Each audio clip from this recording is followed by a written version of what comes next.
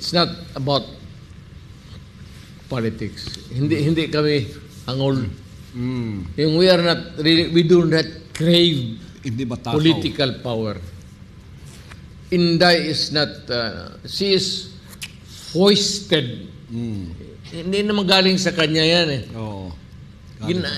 Mga tao. Hindi niya kasalanan na nagsama sila, naging vice-presidente siya. Sincero naman yung pagsama niya kay Marcos.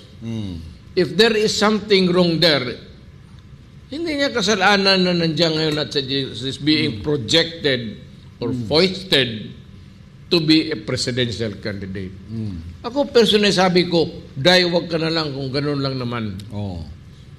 Hindi naman tayo hangol dyan. Pasalamat na lang tayo sa Diyos, yung kapatid mo kung